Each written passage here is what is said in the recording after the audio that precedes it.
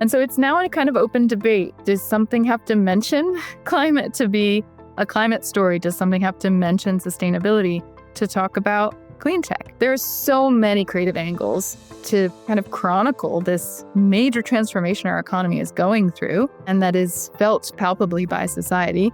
You don't need to beat people over the head with it.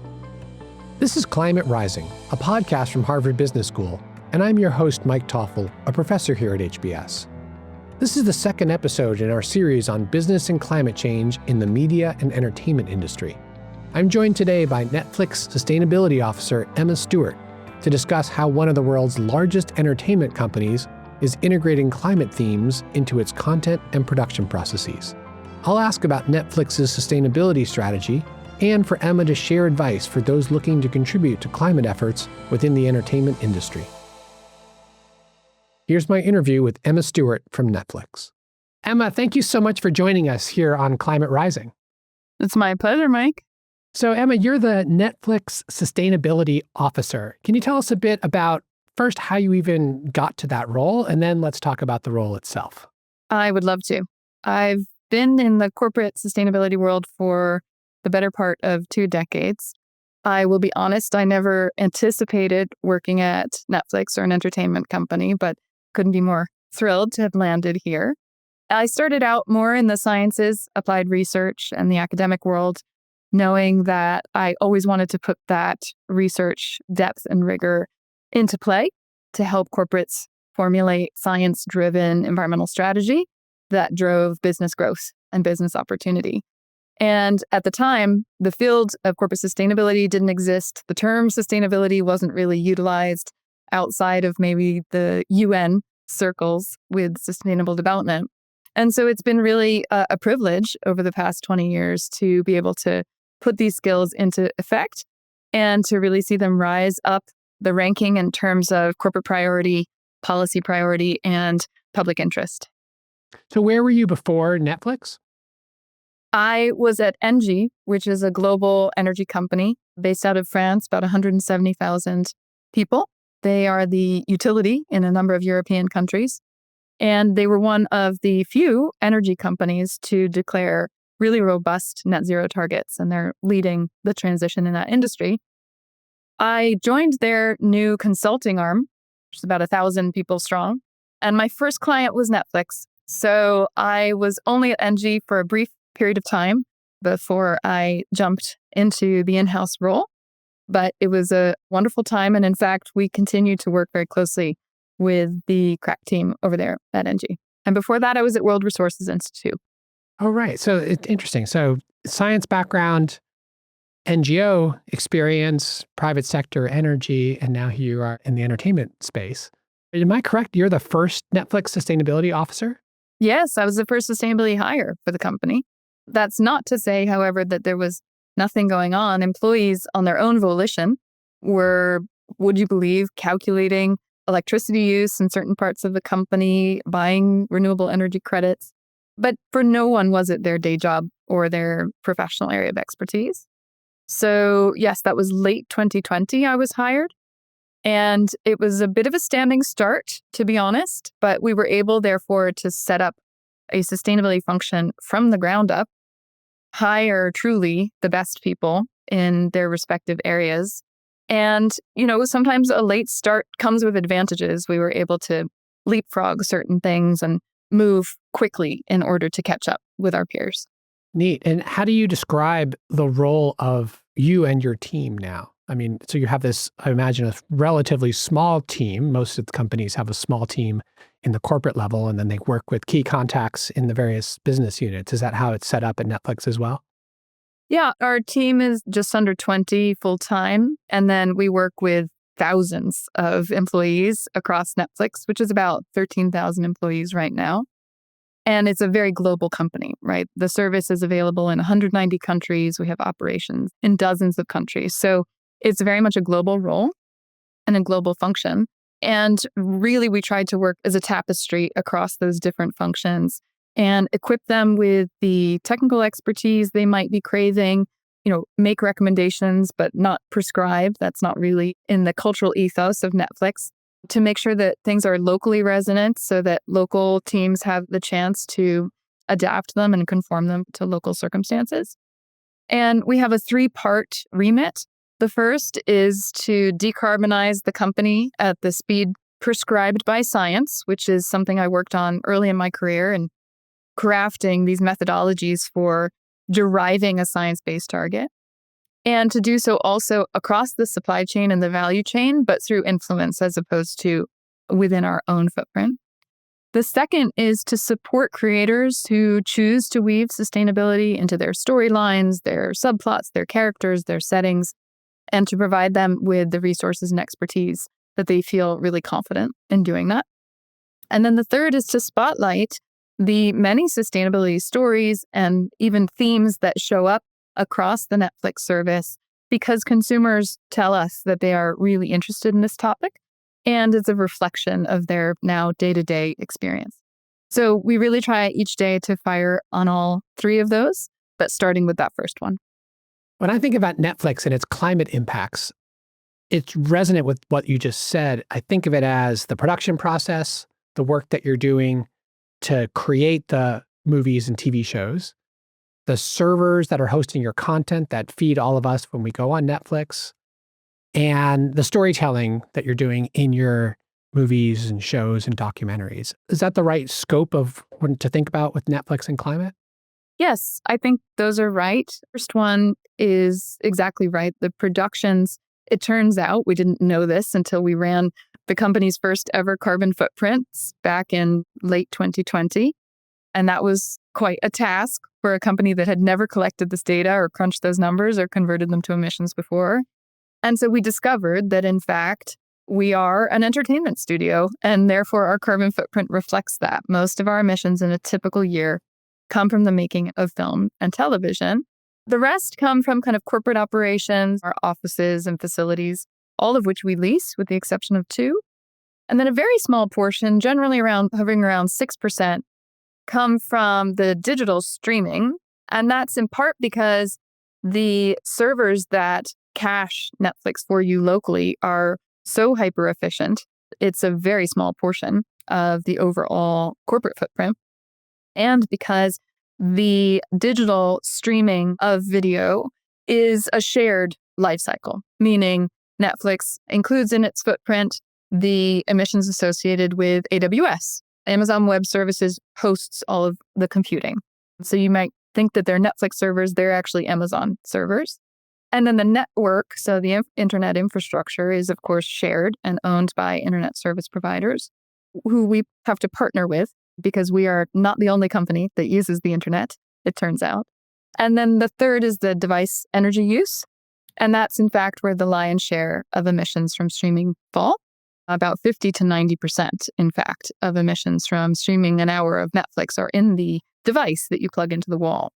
And so those fall outside of our carbon footprint, but we don't view them as falling outside of our realm of influence. And so that's where we try to work with those device manufacturers to tighten those up.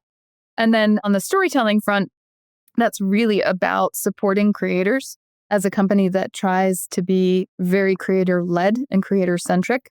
We don't like to tell creators how to do their jobs. They are the best in their field at screenwriting and crafting a creative vision, no matter what genre. And so what we have found is that a number of those storytellers, screenwriters for film or showrunners for TV series, really do want to reflect a changing world around them on screen, whether that's the revolution in clean energy and clean technology, or that's the fact that climate impacts are now on everyone's doorstep. And so we support them in their writing process in reflecting that properly and hopefully with great entertainment value. Yeah, it sounds like you have a lot on your team's plate, that's for sure. Let's talk about these one by one. So on the production process, I know that there's a big effort underway to transition away from fossil fuels, both to power the production process itself and also in the supply chain. So if you could just tell us a bit about your major efforts there. Yeah, when you look at the making of film and television, it's quite interesting to discover that fuel and electricity make up the majority of the footprint, the environmental footprint there. And those tend to come from transportation, so to and from and within a given production, and also from the fueling of those productions. So in production, those are really our two key levers, is electrifying transportation and then decarbonizing auxiliary power. Diesel generators have been in some ways synonymous with the making of film and television for many decades. And so that will be a big nut to crack for the industry writ large. The biggest opportunity as a company outside of production is actually in the procurement of renewable electricity and fuels. So that includes renewable electricity through utilities. Again, where we lease, we have to work together with the landlord to bring clean electrons online and often pay a premium to do that. Where we have ownership and operational control, like in Albuquerque, New Mexico, we've been able to do direct investment in renewable energy projects. We recently broke ground on a 5-megawatt solar and 3-megawatt battery combined system that will actually power all of the electrical needs of our Albuquerque campus, including a major expansion whose ribbon was just cut a couple weeks ago. And that is even more impressive when you think about the fact that we're installing 50 more electric vehicle chargers and putting in a geothermal system. So the electrical loads are actually going to go way up. But we're able to address them and decarbonize them through this solar plus storage system. So where we have that opportunity, we're digging in directly. And then we're able to match all remaining emissions in a given year in the electrical realm through the purchase of renewable energy credits. But we recognize that those are perhaps not the highest quality of clean energy that one can possibly invest in. And so we don't give ourselves credit for those in our carbon footprint inventory. We just buy them to match the electricity emissions that we haven't been able to reduce directly in a given year. And then lastly, energy efficiency. Business is all about optimization, but you'd be surprised how much waste there is in the corporate sector when things are overlooked. Sometimes for the purposes of simplicity or to just minimize paperwork, you see waste of energy. And this is true across every company, across every sector. And so we've been working with our corporate real estate teams to audit the spaces that we occupy, again, together with those landlords, to find what I describe as the rotting fruit that has fallen from the tree. It is so low on the branch, so that we can help that landlord really invest in tightening the envelope and the systems and appliances in those facilities. So across those four, that's where we get our emissions reductions in order to track against our 2030 target. So part of this effort is Netflix reducing its own carbon impact, but some of these efforts, it sounds like, requires new technology, whether on the fuel side or on the equipment side. And I think you're working with some industry partners to try and broaden the demand for those types of equipment. Can you talk a little bit about that? Yes, absolutely. In the vehicle space, happily, we are seeing passenger vehicles electrify naturally. There's not a lot of juice that we need to give as Netflix to make that happen. And so what we've been concerned by is the lack of availability of electric vehicles in more of the medium and heavy duty truck classes. So that's an area where we lean in with our transportation vendors. Netflix doesn't own any of these fleets. In fact, we don't even lease many of them. We rent them because productions are quite short when you think about how long it takes to produce film and television versus, let's say, owning a factory, which would be decades of ownership. And so what we do is, as we're working with those vendors, we really try and point them to our goals and say, we'd like you to bring electric versions of these vehicles online, and we will pilot them with crew on productions to make sure that they work. So we've been doing a ton of piloting in the electric vehicle space, specific for production uses. And then in the auxiliary power world, as I mentioned, for decades, film and television has relied upon these diesel generators, which it turns out break down quite often. They're often used at lower utilization rates. And when that's true, they break down even more often. But the incentive has always been, well, we don't want this production to go dark, right? Nobody wants that. And so we'll just over-engineer. We'll essentially oversize the auxiliary power. And so you get more diesel generators operating at lower utilization rates, which turns out to be quite expensive. Not to mention they're very noisy and the fumes are not pleasant. And so it means that you have to cable long distances away from the actual shoot in order to keep those fumes and those noises from disturbing the crew or the talent. So it's not the ideal technology, which makes it really ripe for disruption. And so what we've been piloting, as have others in the entertainment sector, is the use of things like mobile batteries. So these are kind of medium-sized batteries, like maybe the size of a conference room table or a car parking lot space. And those work wonders. They're completely quiet. They've been able to power multiple of our productions. And in fact, with such high reliability that the crew feels comfortable unplugging the backup diesel generators. So you're not using both at once. And then the other is called a fuel cell, which many of your listeners will be familiar with, which relies upon hydrogen. In our case, we try and source green hydrogen, meaning the hydrogen itself has been derived using renewable electricity. And the fuel cell effectively catalyzes a chemical reaction on site. So it's making the electricity on site. It's very, very quiet, and its only pollutant is clean water because it's reuniting the hydrogen and the oxygen molecules. Those tend to be a bit bigger, a bit heavier, less mobile. And so one of the things we've been doing with Disney and Rocky Mountain Institute is creating an enabling environment, a technology incubator called the Clean Mobile Power Initiative, where we're really trying to cultivate fuel cells and mobile batteries that work for the very demanding operational needs of production for film and television, as opposed to what they have traditionally been used for, which has been more stationary needs, like a data center. And that's been going really well. It's a sort of example where we saw that this worked, but we also saw that there was insufficient supply and they really weren't meeting all of our technical specifications.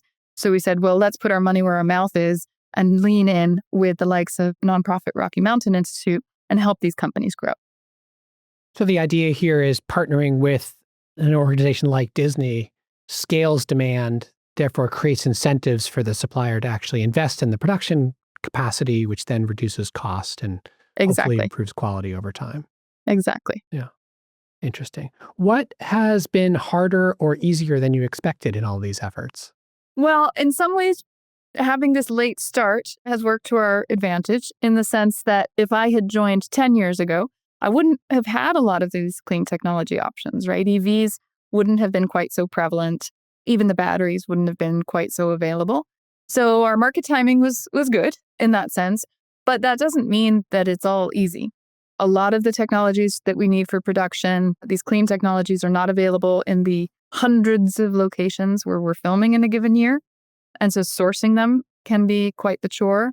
And then you have just the human elements of this, of crew and production executives have been using these technologies for decades, and anything novel comes with risk, especially in a very demanding environment where you have to be on time and on budget. You're dealing with lots of cast and crew and local municipalities, tons of stakeholders.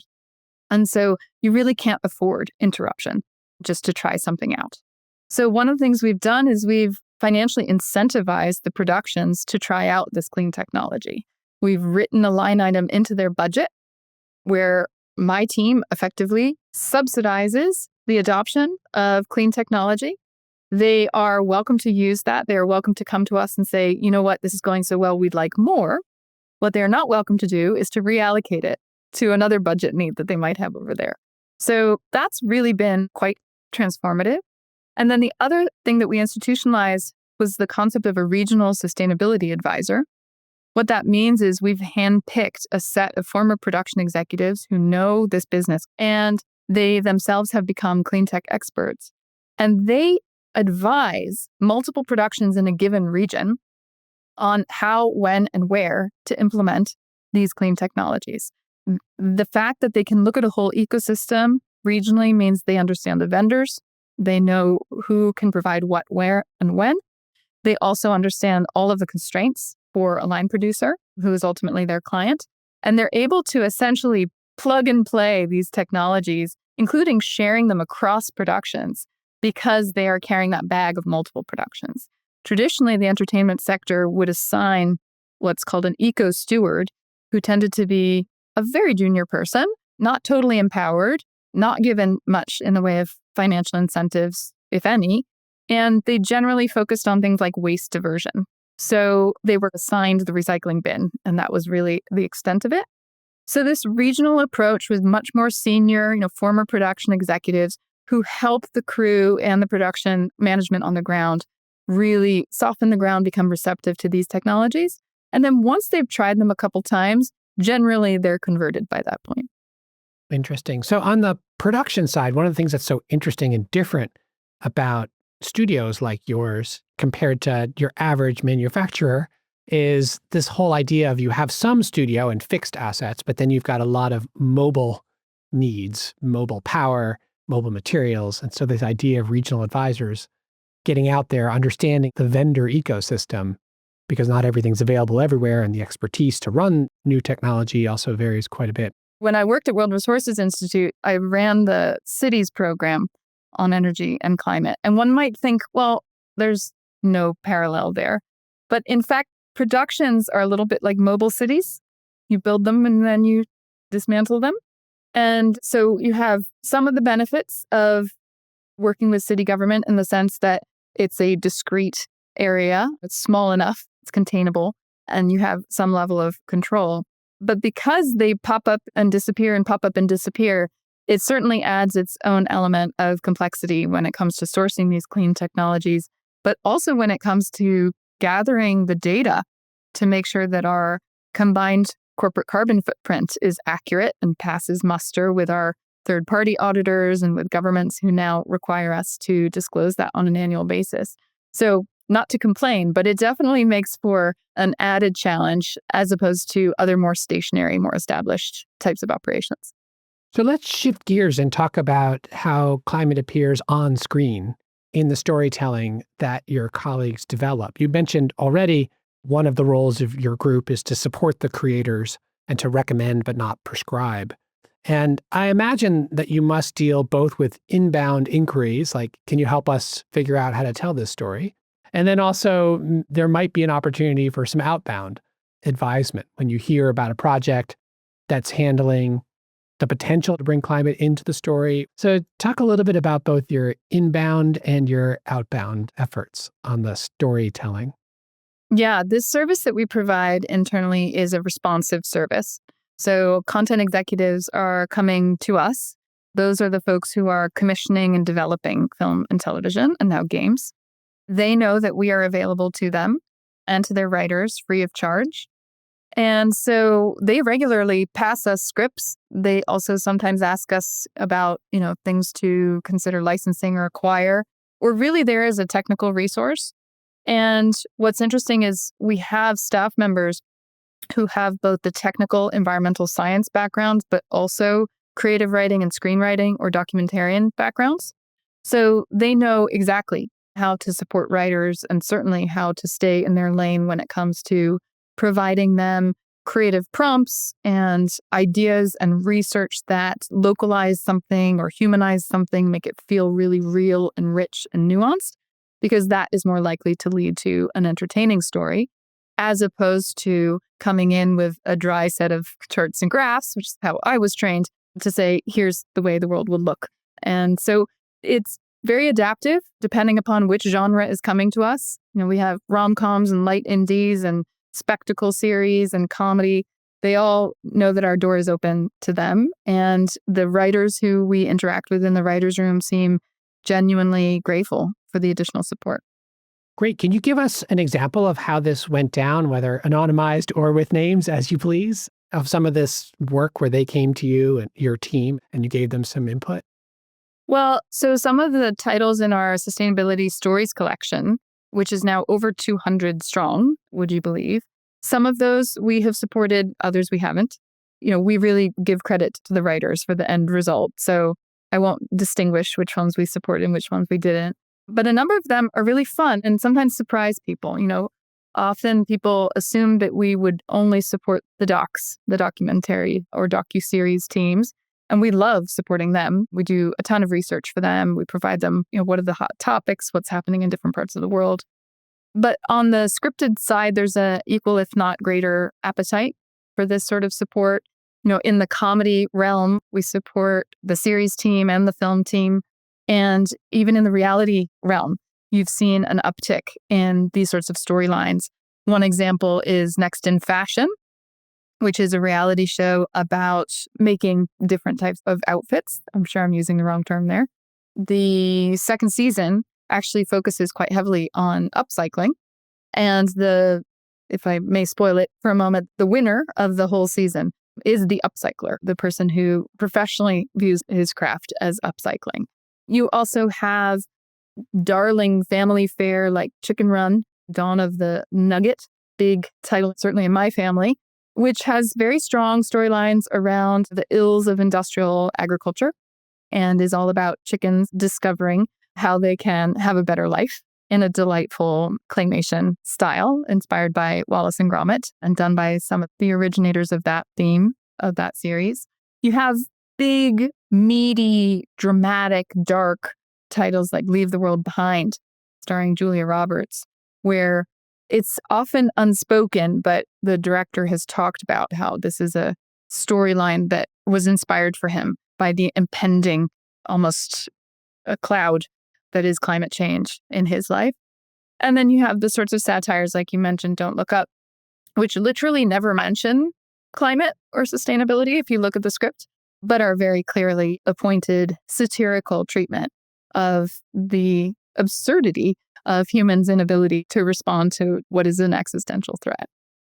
Was there any discussion in the Don't Look Up writing and production process about whether to ever mention climate? Or is that just from the beginning part of the ethos of the film was going to be, we're not going to talk about it. It's a parable.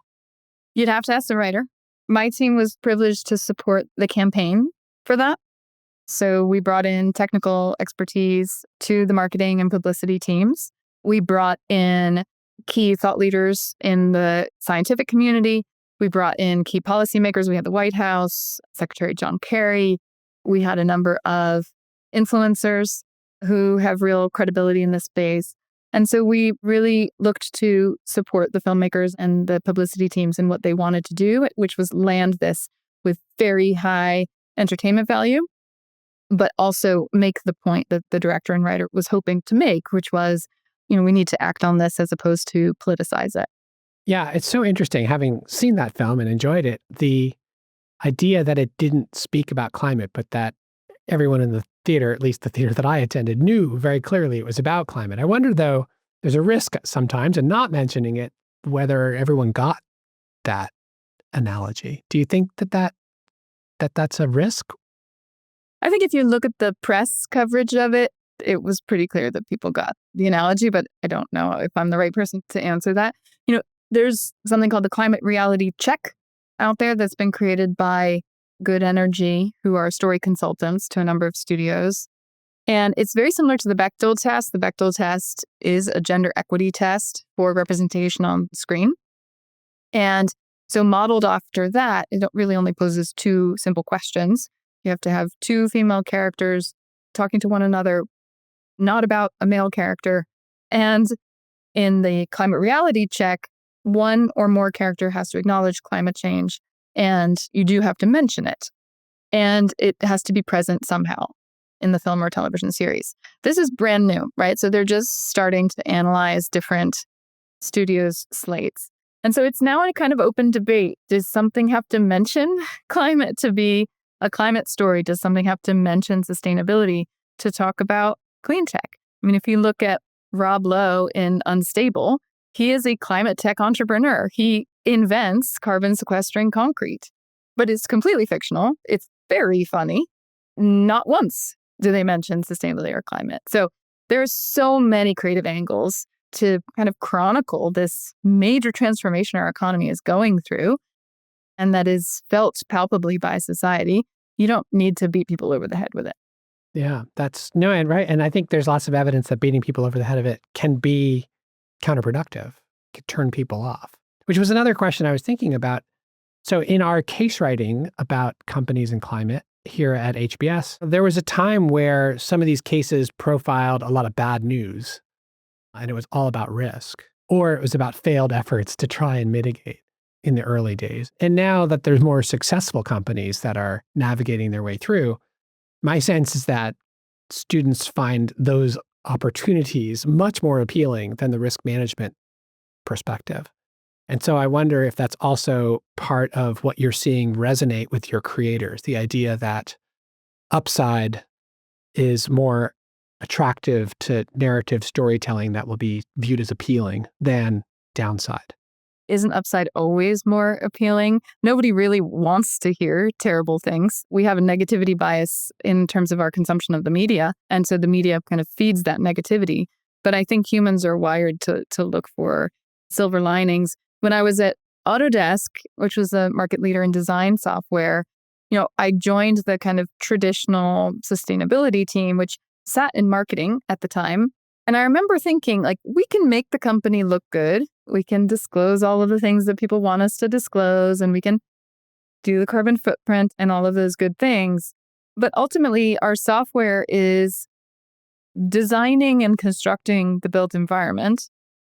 There is a major profit opportunity for us here to help our customers, who are big architecture, engineering, construction firms, do that in such a way that it is a higher performing asset at the tail end, so that the buyers, the owners, the occupants are happier, the air they're breathing is cleaner, they're more productive because there's better daylighting, the transit flows are better because you have multimodal transit designed in as opposed to simply prioritizing a car.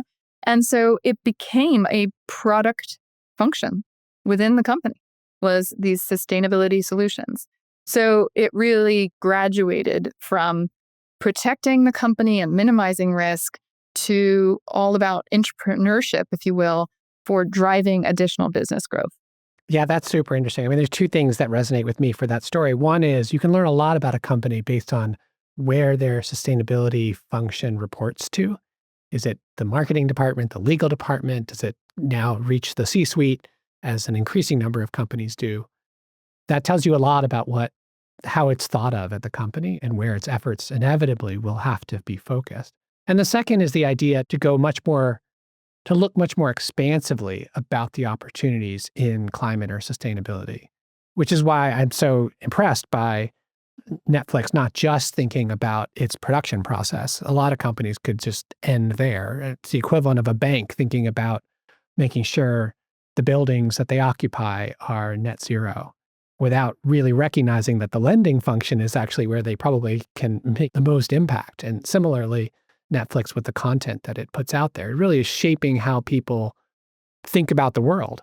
And so it's exciting to see the work that your team's doing in that regard. Yeah, I mean, in addition to being creator-led and responsive to those creator desires, we're audience-led, right? And so we gravitate towards what our members really love and enjoy, and double thumbs and all those good things. And we're seeing feedback from the market that these stories, especially the optimistic ones, they resonate. So it's good for our business. Yeah. So how would you view Netflix's work in this area relative to Hollywood more broadly? You mentioned that you started a little behind when you joined. It sounds like you've caught up based on what a limited amount I know about other studios.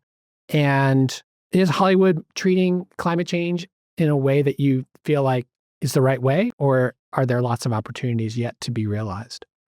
I mean, I think for every sector, there's lots of opportunities. There's also lots of room for new entrants, right? Like Tesla is one, if not the most valuable company in the world, and it's an clean energy battery vehicle company.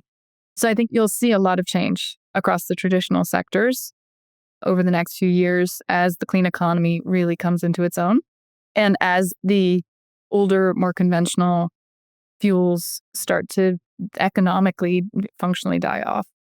In the entertainment sector, long before I got here, studios were looking quite closely at the environmental footprints of their productions. Often, the focus was around waste diversion, as I mentioned, partly because that was more measurable, partly because it's very visible. And so it tends to elicit a lot of interest from cast and crew and very well-meaning employees who are saying, wait a second, why is so much of this going to waste? as that was happening, climate kind of rose up the ranks of environmental concerns and began to trump some of these other concerns. And so fuel and electricity was really where we started. And so we are now beginners in the waste diversion space. We've spent 3 years focusing on fuel and electricity. So I would say the other studios have a big head start, more than a decade, and we've learned a lot by looking at what they've done.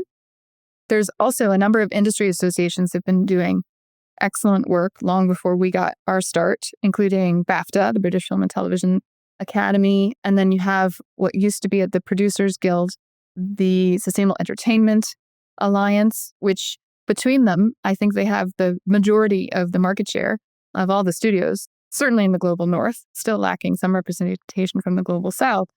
And they've been pumping out carbon footprint calculators, scope 3 guidance, fuel reports, average carbon intensity of productions. Both are now, just over the past 5 years, very focused on the storytelling piece, supporting creators, writers, guilds in doing that more robustly and feeling empowered to tell these stories and to represent them fully on screen. And so we've really benefited from the industry momentum there and hopefully contributed some small part to it. But it's not like we invented any of this ourselves. Right. Great. Well, thank you so much for sharing the story of Netflix and sustainability and the work that you're doing on the production processes, the servers, and the storytelling. It's been a really interesting conversation. Appreciate your time. No, I appreciated the questions. Thanks, Mike. That was my conversation with Emma Stewart, Sustainability Officer at Netflix. Climate Rising is produced by Sophie Wong. Craig McDonald is our audio engineer, and I'm your host, Mike Toffel. Video production by The Podglomerate. Thanks for joining us.